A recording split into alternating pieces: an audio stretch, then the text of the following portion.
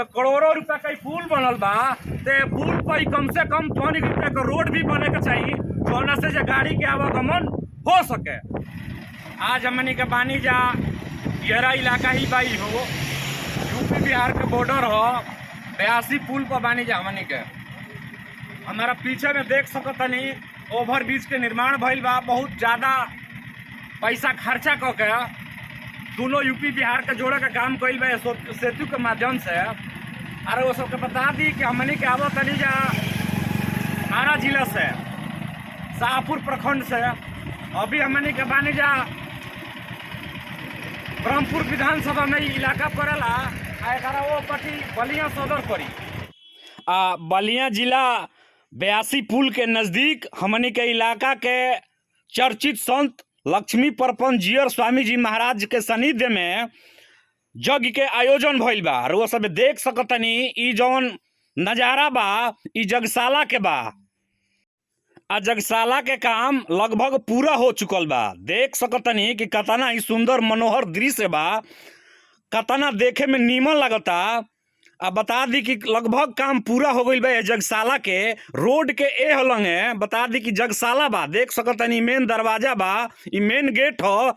ए हलंग से रउआ जा सकतनी जौन बा कि यज्ञशाला में। आ रोड के ए हलंग है ई कथा पंडाल बा। वो सबके बता दी कि यह जितना भी चर्चित संत लोग बा, तमाम लोग अपन जौन बा के जब आ रहल बा आ कथा कह रहल बा। 5 तारीख के यज्ञ के जलधारा बा। बता दी यही से दूर दूर से लोग एजा पहुँच रहल बा, लेकिन एजा के जौन रोड के स्थिति बा उ ठीक नहीं खे। ये हमारा बुझाइला ई चीज वो सबके दिखावे के प्रयास कैनी है। बीच में गंगा जी के जोड़े वाला पुल 82 पुल के नाम से इलाका में प्रसिद्ध बा। हम बता दी कि बलिया जिला में होने तो रोड ठीक ठाक बा, लेकिन जैसे ही रउआ पुल क्रॉस करो तनी बिहार के स्थिति बिया कि अभी हमनी के मोटरसाइकिल से आवत तनी जा, माने बुरा हाल हो गई है। एगो साधु जी रहे मोटरसाइकिल से अकेले चलावत रहे, तो गिर के लेता उठा गई, बड़ा बहुत हाल हो गया। कुछ लोग भाई काम जाने का प्रयास भी कैनी है कि यह रोड बा कि और रोड बा।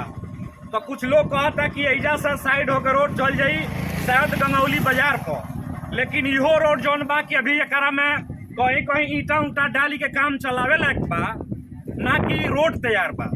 तो तमाम जे इलाका के चाहे वो जनप्रतिनिधि बा, चाहे जे भी जिम्मेवार व्यक्ति बा, वो तमाम लोग की जिम्मेवारी बनतिया कि चाहे केंद्र सरकार के होके, चाहे बिहार सरकार के होके, चाहे उत्तर प्रदेश सरकार के होके, अगर करोड़ों रुपया के लागत से ही अगर पुल बनल बा तो पुल के फायदा उठे के चाहिए कि जब तक ए पार से ओ पार माल के आदान प्रदान ना होई तो खाली आदमी का इलाका से कुछ होके वाला नहीं खे।